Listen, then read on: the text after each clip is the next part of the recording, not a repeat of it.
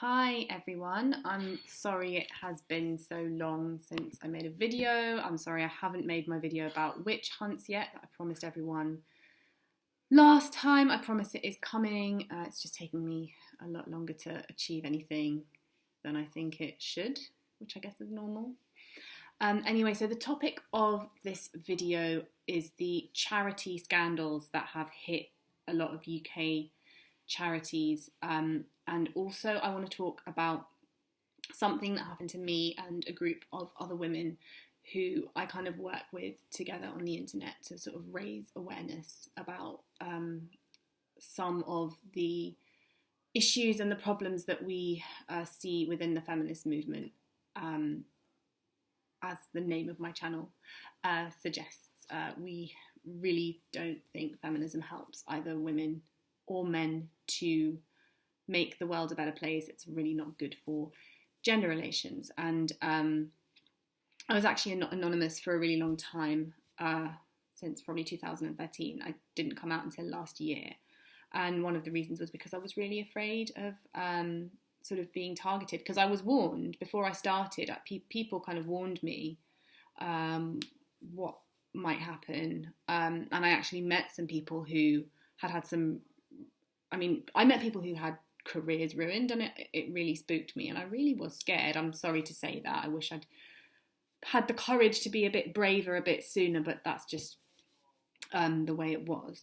So the minute I did come out with this group of ladies, it didn't take them very long to write a hit piece on us and come after us as soon as we started getting even a tiny bit of attention. And that happened because some people who are involved in the UK charity sector decided to be the ones that would basically make a load of false allegations about us. So I'm going to take this opportunity to just talk a bit about the charity sector in the UK, some of the allegations that have come out, and just how, these people have a kind of sense of moral superiority, which they frankly are not entitled to, because they're not morally superior to us. They're not morally superior to anyone. They're just people. Okay, so I'll just do a very quick summary of some of these allegations that have come out against some of these charities. That's not going to be the main focus of this video, so I'll include some links to some of the allegations. I know most of my audience is in the US. I'm not sure how much of this news has reached across the pond. The main allegations, I think, are against Oxfam and how they behaved in the aftermath of the Haiti earthquake, sort of having sex with local people after their whole society had kind of broken down, paying vulnerable people for sex. I think one of the allegations involves that they were sort of almost having orgies. And these are charity workers, NGO workers who are supposedly in a situation to alleviate suffering, which is really quite shocking. Other charities have had different allegations against them. The Red Cross has had some allegations. A charity called Plan International has been accused. Some of their workers have been accused of paying underage people for sex, or having sex with children, basically, which is really shocking. World Vision has been accused of sort of food for sex scandals, which is, again, absolutely unbelievable to think that charity workers would engage in anything like that.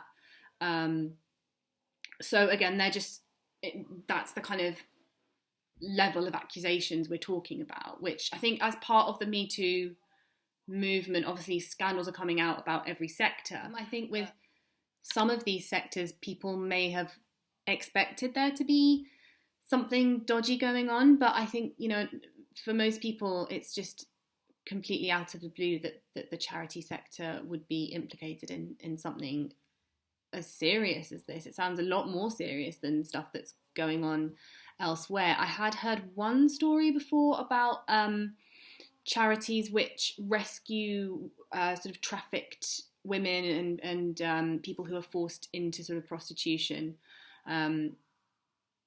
That I'd heard stories that some of the rescued people didn't necessarily want to be rescued, but then they were kept in these secure units so that these, gangs wouldn't come and re-abduct them. And I had heard stories that some of these women were exchanging sort of sexual favours for being allowed to leave or having access to mobile phones and all this kind of thing. So that's the only thing in that area that I had heard about the charity sector. And I think that all connects with this theme that I can see emerging here, which is that a lot of people who work in the charity sector do tend to put politics maybe ahead of actually making a difference. So if you're so completely attached to this idea that there's no situation where paying for sex is kind of okay, then maybe you will end up rescuing people who don't want to be rescued. But then that really kind of flies in the face of all these accusations of,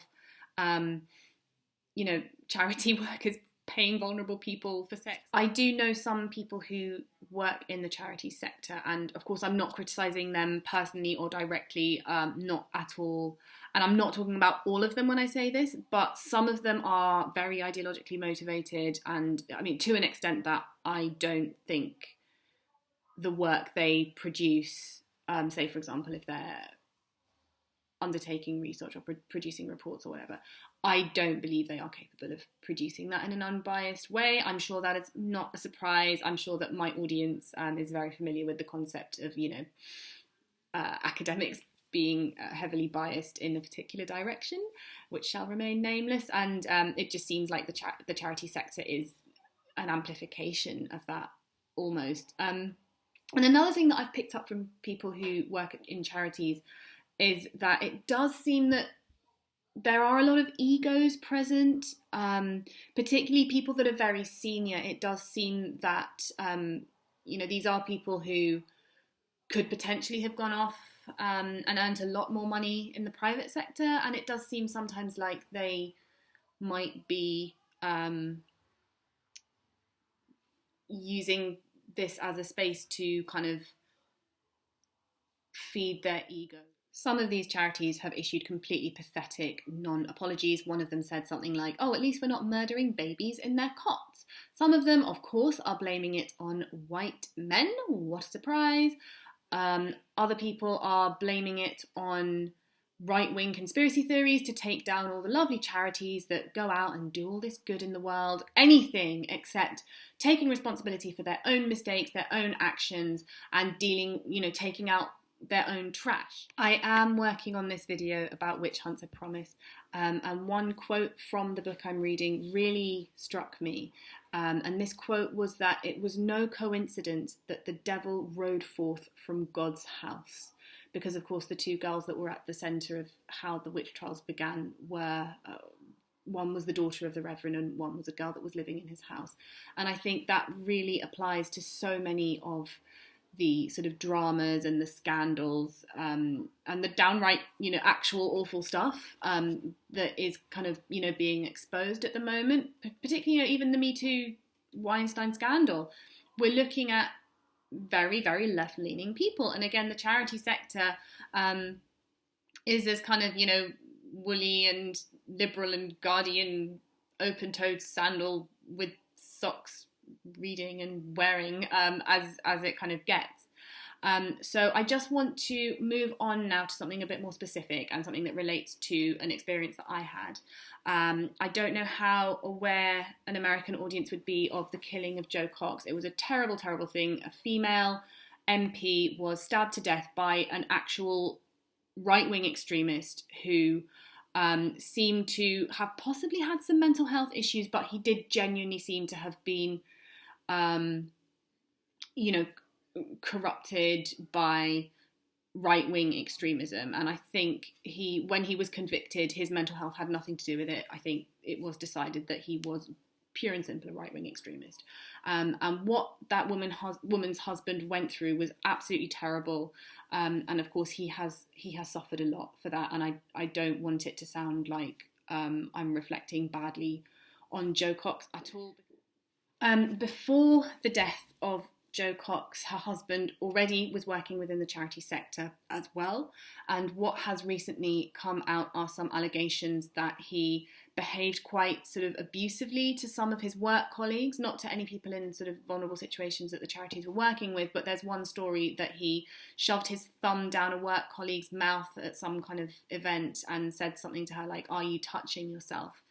And what has happened is he has been allowed to step down, I think, from this charity before the charity is fully investigated, and he's also stepped down from the Jo Cox Foundation. Rod Liddle, writing in the Times today, has this wonderful quote.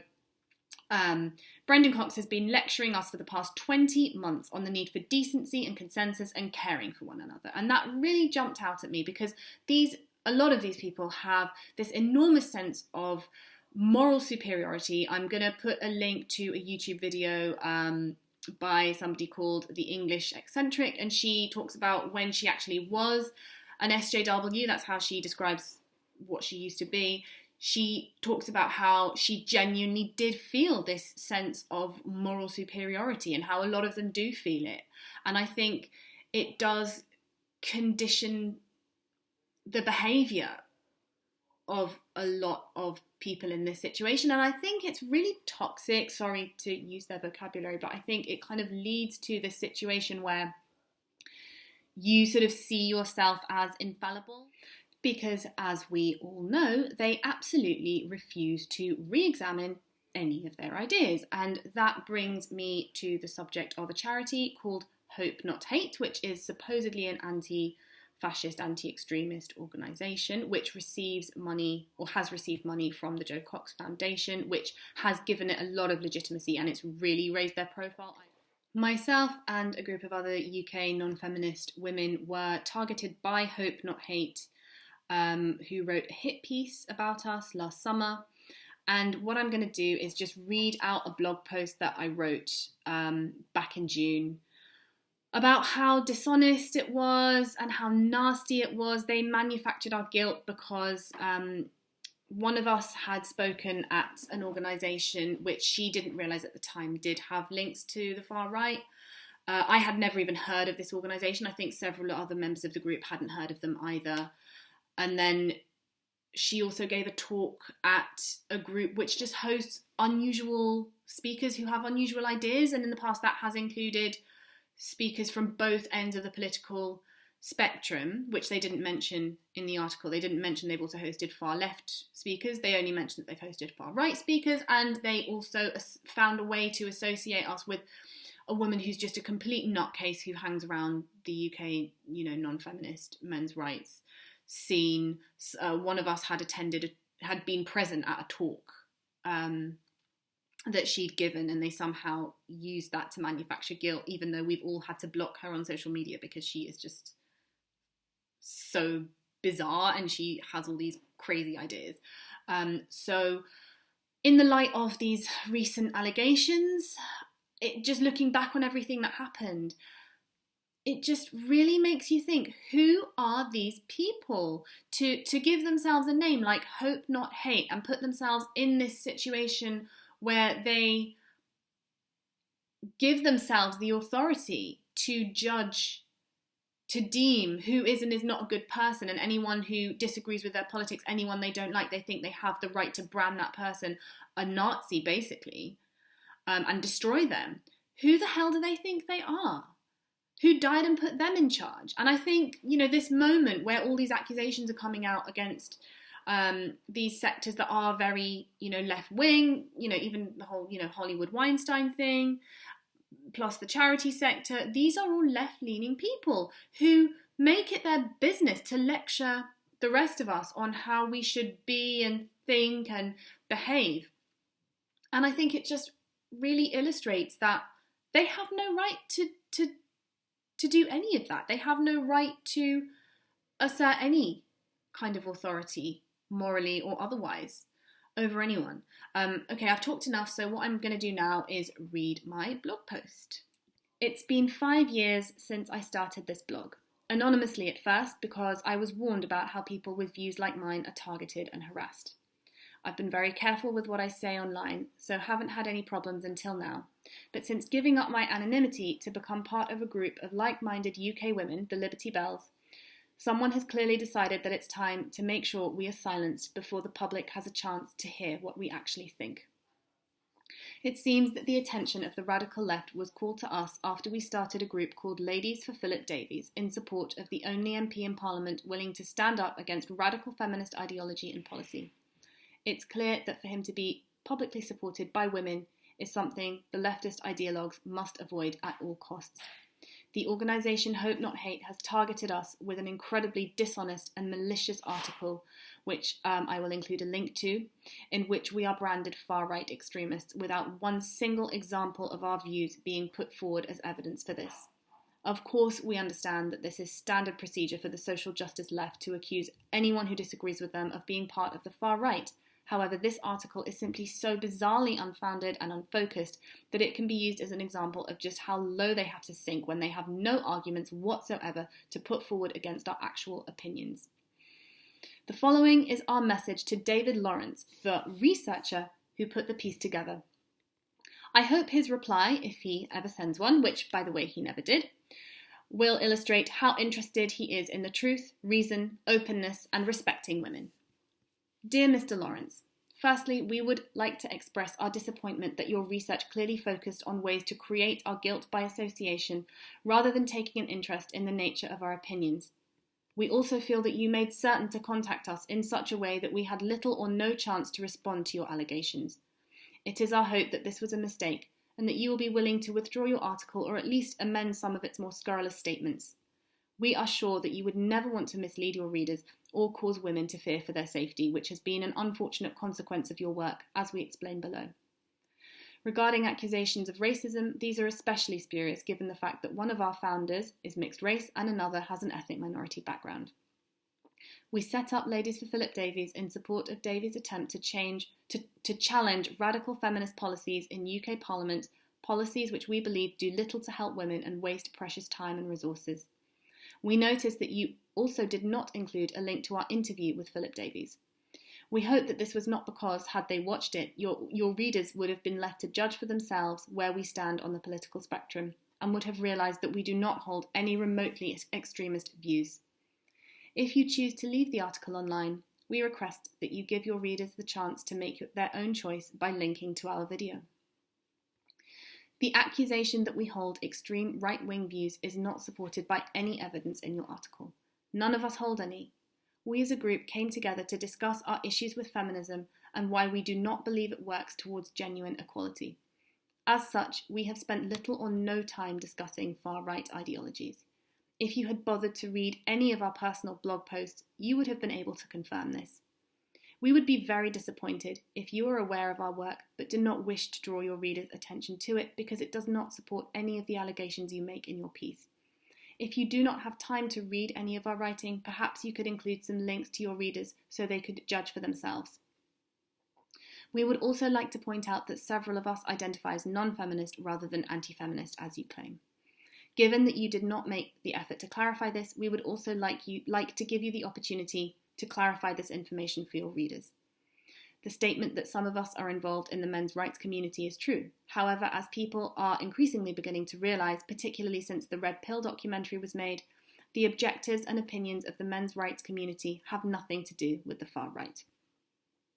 Most of us identify as libertarians and classical liberals, while one of us defines herself as socially conservative. No amount of research and digging on us will ever suggest otherwise. We have no links with the National London Forum beyond one of our numbers speaking there on a platform about male genital mutilation. If you had approached Elizabeth for comment, she would have explained that she was not aware of their true ideological bent and that had she known of any links with the anti-Semite David Irving or any bigot, she would not have accepted the offer. In fact, several other members of the group had never heard of the London Forum until your article came out. I just want to step out of my blog post for a moment and say I had not heard of this organisation or the other organisation that they linked us to, which I will now go on to talk about. Perhaps the most deliberately underhand tactic you appear to have used is to list extreme right-wing figures who have given THA talks without mentioning that they also host talks on a number of unusual and extreme topics, including speeches by radical leftist thinkers such as, in April of this year, Russ James of the Socialist Workers' Party England, which is currently urging its supporters to vote for Jeremy Corbyn. We are sure you'll agree that this kind of omission does a terrible disservice to your readers and is something you will wish to correct as a matter of urgency. If not, may we inquire whether you will be writing an article accusing the SWP of having links to right-wing extremism? We are 5 ordinary women, not professional speakers with advisors and agents. Natoya, a trained journalist, met with Claire Core personally to find out who the person behind the extreme online persona was and found a timid keyboard warrior. We find her opinions repugnant and have refused to share a platform with her in the past. She has subsequently harassed us so much that most of us have had to block her on social media. Again, you would have learnt this if you'd made any genuine attempt to ask if we had any connection to her. We find it particularly bizarre that you were able to take the time to connect with Core, which we understand is how you were able to learn that Natoya had attended her talk, and yet made zero attempt to contact any of us as individuals in good time before the piece, rather than sending a single email to our group email address 24 hours before going to press. We would like to point out that it's very easy to contact us via the information we have in our public Twitter profiles. We do hope that you'll agree your readership deserves a much higher and more rational standard of journalistic investigation. We have nothing to hide, and had you contacted us, we would willingly have discussed our passion for true egalitarian values. To be as clear as possible, the values we stand for are democracy, classical liberalism, free speech, civil rights, equality before the law, and small government. These are all antidotes to far-right and far-left authoritarianism. Finally, and most importantly, some of us now have genuine fear for our own safety and the safety of our families, given that the website you write for appears to have links with Antifa via Searchlight magazine and Unite Against Fascism. Antifa extremists are currently on trial in the US for carrying out unprovoked violent attacks on women and men whom they believe to hold right-wing views. In the light of this, your labelling of us in those terms, without having done genuine research into our views, is a possible threat to our safety. Your article effectively marks us as persons of interest for sinister, authoritarian left-wing groups such as Antifa and BAMN. We hope that your article was not written especially with that cowardly goal in mind, and that the errors and omissions were the result of shoddy research which you will be happy to amend or remove from the internet entirely. Given that many of your readers are likely to hold the opinion that women are not safe either in society or on the internet, we are sure that they will greatly appreciate you dealing promptly with this matter. Did they deal promptly with this matter? Did they bollocks? We did attempt to contact David Lawrence, who supposedly researched the hit piece. He did not respond. So I guess now I have a message for Brendan Cox. Now that it has come out that you yourself are not so squeaky clean, are you now willing to listen to the voices of women, some of whom are ethnic minority and mixed race women, saying that you have made them feel unsafe? Do you care about that? Do you care about the fact that, money that was donated because of, the memory of your wife has gone to this organisation, Hope Not Hate, that has incredibly dishonestly gone after a group of women who are not extremists and who are not a threat to anyone and are not trying to create hate? Maybe you're the hateful one. Maybe we're trying to fight the hate of people like you.